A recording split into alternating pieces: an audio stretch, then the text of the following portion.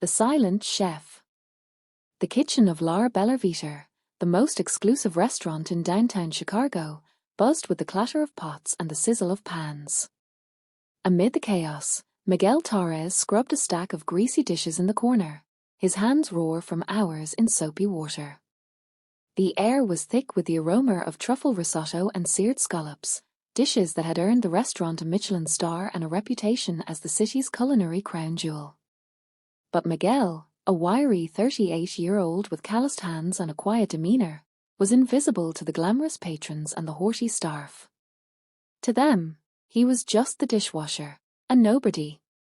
Head chef Victor Laurent, a towering Frenchman with a flair for dramatics, strutted through the kitchen like a king. "Faster, Miguel," he barked, barely glancing at him.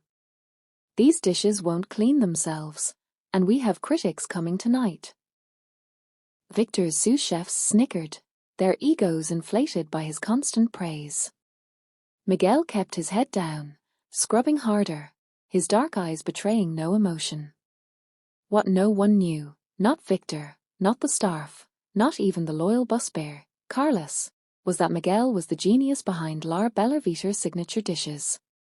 Every recipe that had critics raving, every flavor profile that had landed the restaurant on a best-of-a-lists, came from Miguel's mind, crafted in secret and handed to Victor under the guise of his suggestions.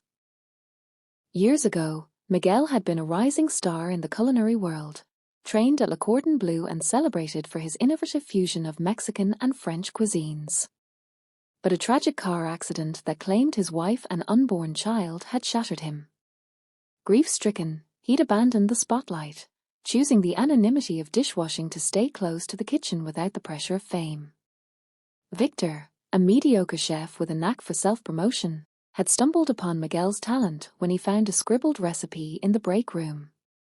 Victor claimed it as his own, and thus began a silent partnership.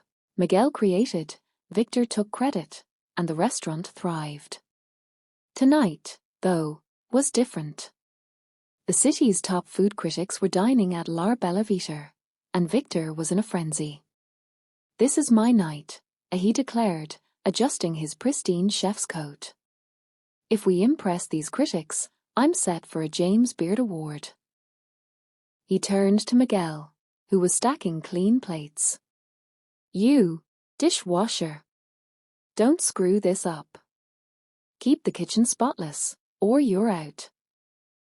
Miguel nodded silently, but inside, a spark of resentment flickered. For 3 years, he'd let Victor take credit, convincing himself it didn't matter as long as he could cook through his pain. But Victor's arrogance had grown unbearable, and tonight, Miguel felt the weight of his silence. The dining room was packed, the critics' table adorned with crystal wine glasses and fresh orchids. Victor presented his latest creation, a delicate lobster ravioli with saffron beurre blanc, a dish Miguel had perfected in his tiny apartment kitchen. The critics raved, their forks clinking as they scribbled notes. Victor basked in their praise, bowing theatrically. But as the night progressed, disaster struck. A server tripped, spilling a tray of wine glasses near the critics' table. Victor, red-faced, stormed into the kitchen and pointed at Miguel, who was wiping down a counter. "You idiot." Victor roared, though Miguel had nothing to do with the incident. "You're a walking disaster. You're lucky I keep you around, you talentless hack." The entire kitchen froze. The sous chefs smirked, and Carlos, the busbear, looked away, embarrassed for Miguel. The critics, seated near the open kitchen, overheard the outburst, their pens pausing.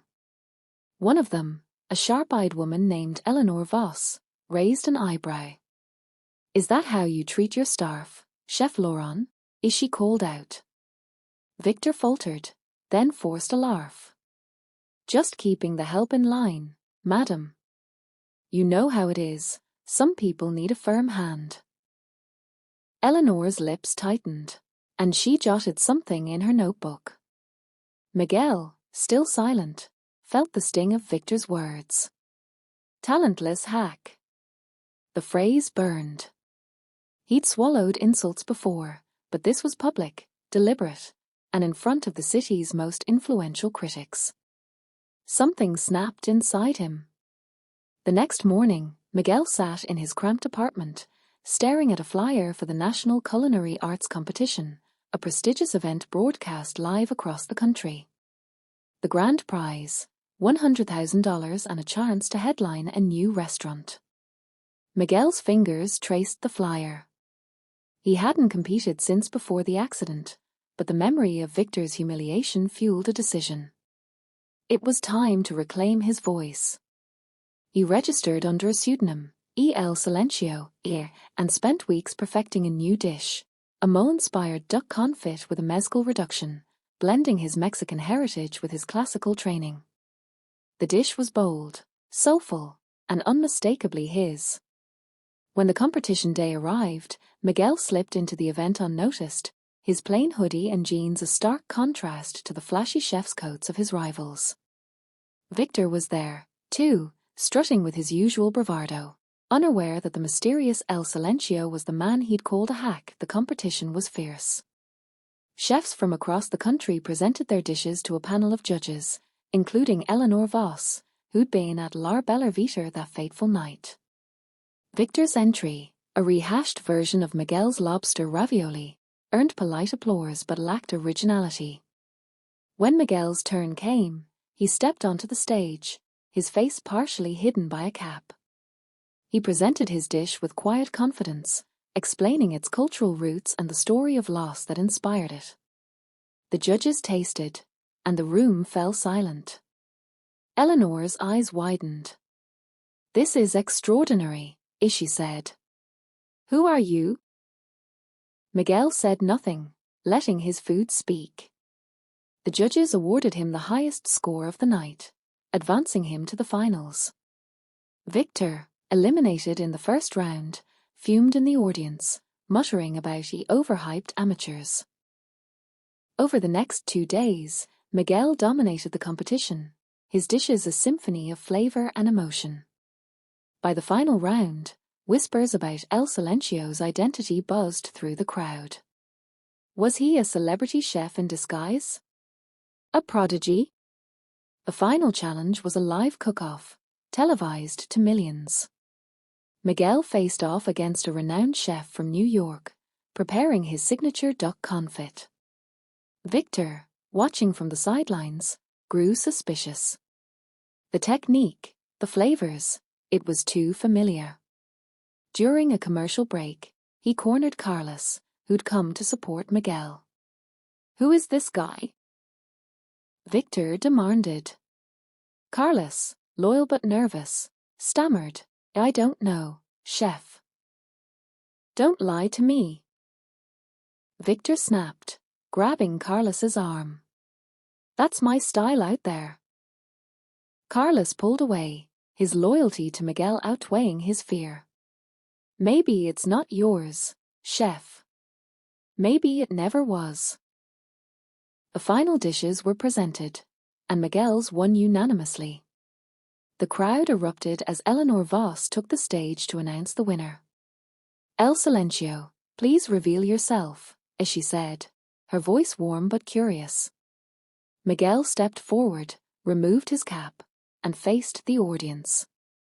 Gasps echoed through the room. Victor's jaw dropped, his face turning. "My name is Miguel Torres," he said, his voice steady. "I've been a dishwasher at La Bella Vita for 3 years, creating every dish that made that restaurant famous. But I'm done staying silent." He looked directly at Victor, who was frozen in place. "The kitchen is my home, and no one, not even a chef who takes credit for others' work, can take that from me." The audience roared with applause, but Eleanor Voss raised a hand for silence. "Mr. Torres, are you saying Chef Laurent stole your recipes?" Miguel nodded. "Every signature dish at La Bella Vita came from my hands. I gave them to him because I thought it didn't matter who got the credit. I was wrong." Victor stormed forward, his face red. "This is a lie. He's just a dishwasher." He's jealous of my success. But Eleanor, sharp as ever, wasn't convinced. Chef Laurent, I was at your restaurant when you insulted Mr. Torres in front of my colleagues. I find it hard to believe a talentless hack could create this. She gestured to Miguel's dish. The crowd murmured, and cameras zoomed in on Victor's sweating face. Carlos, emboldened, stepped forward. I've seen Miguel write recipes in the break room for years. He gave them to Chef Laurent, who never even said thank you. The sous chefs, now nervous, avoided eye contact. One of them, a young woman named Sophia, spoke up. It's true. Miguel was always sketching dishes, suggesting ideas. Victor told us to ignore him. The judges conferred briefly, then Eleanor addressed the crowd. Based on this testimony and the undeniable quality of Mr. Torres's work, we're awarding him the grand prize. As for Chef Laurent, I'll be investigating these claims for my next article. Victor's career unraveled overnight. Eleanor's exposé, published in Food and Wine, detailed his plagiarism and abusive behavior, backed by testimony from Carlos, Sophia, and other staff. La Bella Vita's reputation tanked, and Victor was fired by the restaurant's owner, who begged Miguel to return as head chef.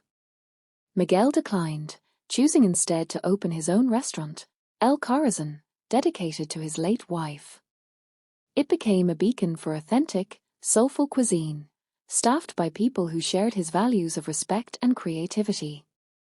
Months later, Miguel stood in his new kitchen, watching his team prepare for opening night.